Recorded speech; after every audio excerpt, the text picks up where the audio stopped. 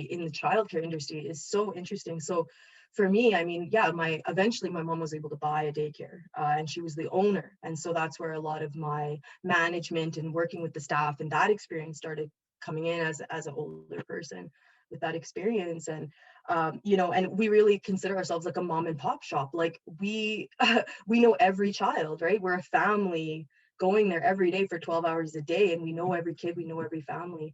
And what I've seen over the last decade is this growth, this explosion of, well, there's international businesses that are just investing in childcare. That's another story. But with nonprofits, there's what I've seen is an exploitation of staff and labor again. So yes, if you have an owner and they're exploiting staff, I don't want to minimize that. That happens. But with nonprofits, it's sort of this, there's no direct accountability, right? You have this amorphous blob of a board, and oftentimes they're using temporary foreign workers, and they don't mind the turnover, right? And when we're talking again about child rearing and those relationships and child development, really healthy child development and healthy attachment in our children, having stable staff that are well supported, have, they're not worried about buying glasses for their own kids, right? They have all of the benefits they need. They have the ability to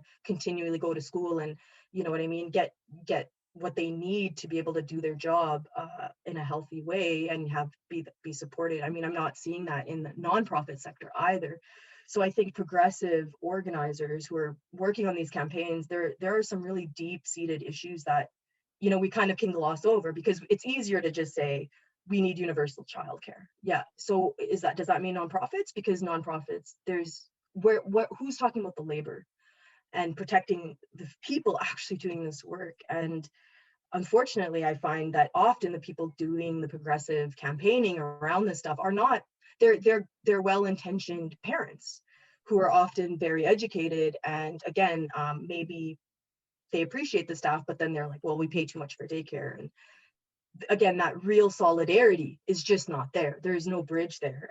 And I've noticed that in often all these policy conferences and the national groups, and it's just a conversation that needs to be broken through, and it's a chasm, really, I feel sometimes.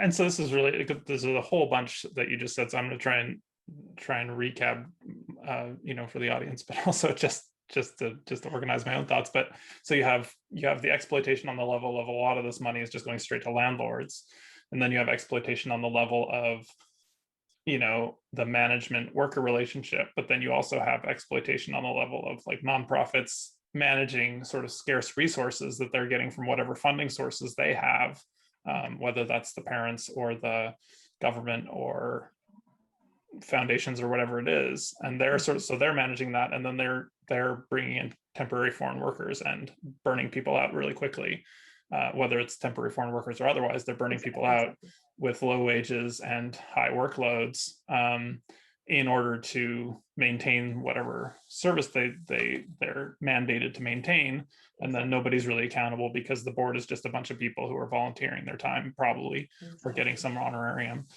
And then as a result, you have the people who are actually taking care of the kids who are alienated from setting the terms of the actual care that they're providing. So they're not actually able to have any like meaningful input into how that time is structured, like what happens in it.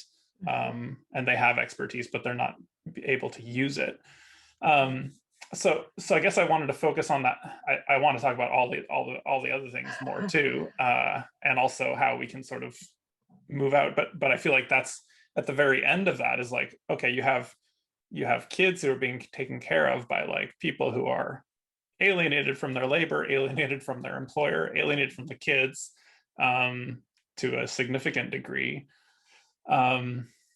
So yeah, I guess what I'm curious is like, can you paint a picture of like, just from your sort of on the ground experience, how that could be different? Like, what would it look like if that was even just a little bit different, and we actually had people able to bring their some, not their full selves, because that's ridiculous under capitalism, but something like maybe a few percentage markers more of their self to their work, and engage in a more holistic way with this kind of, in many ways sort of sacred task of childcare. Mm-hmm. Yeah, I mean, going through all of that, I realized, like, I can give a really simple example. I'll give you a very simple, concrete example that I was part of. So my staff, we have, like, when I'm saying there's an intellectual academic type of side that creates the policy that is often sort of oblivious to the day-to-day work, to be, good intentions, but I'm an academic also, so I feel like I can say that. And I remember I was managing a center a few years back, and we had, the newest early child development, activities, but that's great, so you welcome them into the center and they can give suggestions to the staff.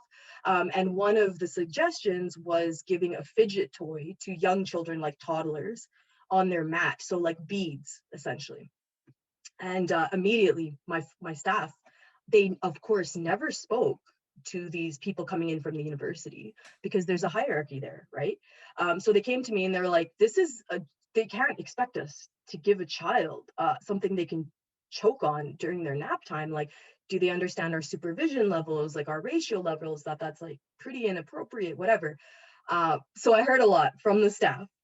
And I gently, being the sort of intermediary person in space and whatever, I sort of gently mentioned that to these academics and the policy curriculum people, and they really pushed back on that, right? They were like, nope, this is the research and da da da. Great. Fast forward, like, even 2 years, like pretty much immediately, that was completely banned.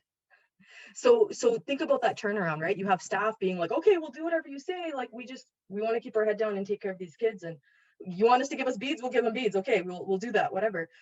Immediately knowing that it's inappropriate, but not having any, what is the avenue of having input in that policy to say, listen, we're going to push back on that. We live the day to day. No, that's just, it's a no-go for us. Can we do it in a different way? We understand the principle. Can we, instead of that very heavy top-down approach? And so that's where, informing policy. And then immediately, of course, like 2 years later, if you were caught giving a child beads during their nap time, then as a staffer, then you get pushed, you know what I mean? You'll get your hand slapped. But it's, so a lot of mixed messages, a lot of like experimental theory that often these women are sort of subjected to doing, and there's really no, how do you describe, like, where's their informed consent? Where is their, I mean, and frankly speaking, as someone just spending so much time growing up in daycares, etc., and all the policy work and the management work that I've done, whatever, these women are really the ones that we need to be asking. They truly, I mean, yeah, English is often a barrier, right? And we can talk about the racial hierarchy of labor, and just sort of saying that they're not people that are seen as experts in their field, and yet we entrust them to care for our children every day, 12 hours a day, and so I really just want to focus on their expertise. I mean, a lack of respect of course, in a capitalist system, of their labor, and I mean, of our value in society. I'm speaking to progressives specifically who want to do better and see better, and be part of these communities, these early childhood communities that we, it is a network, right? How do we support those staff? How do we really see them and give them that power, right, that they feel? But they would never, it's seen as confrontational or whatever. They're never gonna, there's no avenue to speak to this, right? So I'm curious, I guess.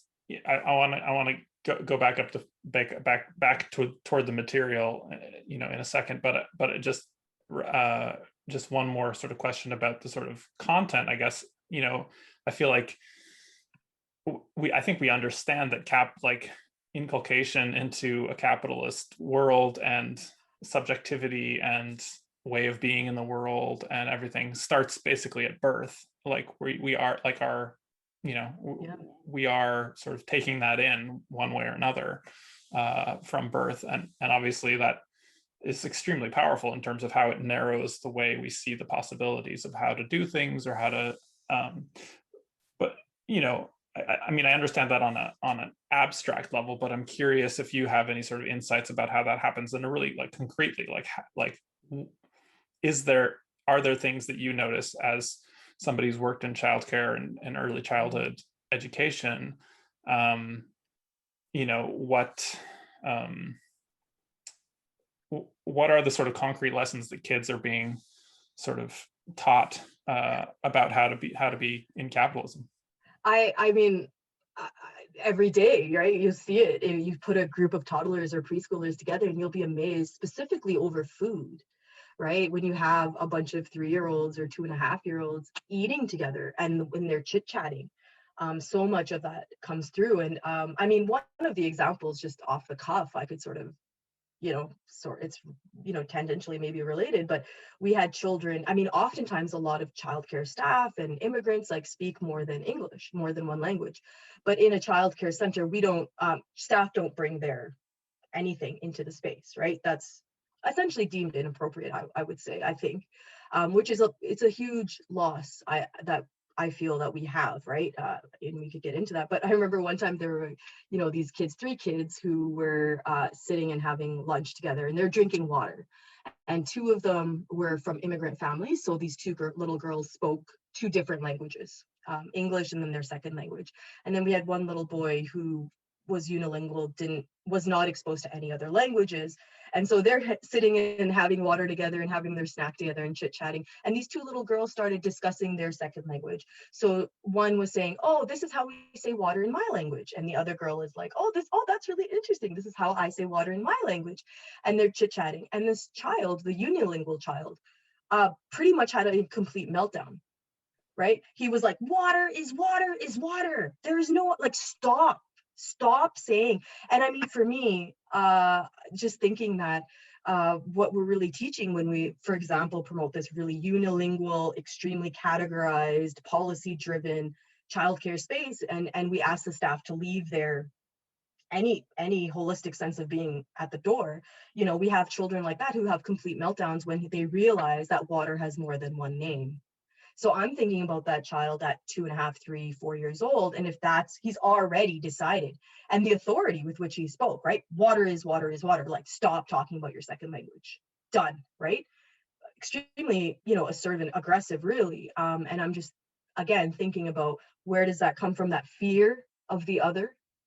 He's a toddler immediately, and language. And then just thinking, like, everybody around this little boy has a different word for water. And how would that just, terrify him, really, that, like, there is, essentially, that there's other paradigms other than the one that he knows and that he might not know, right?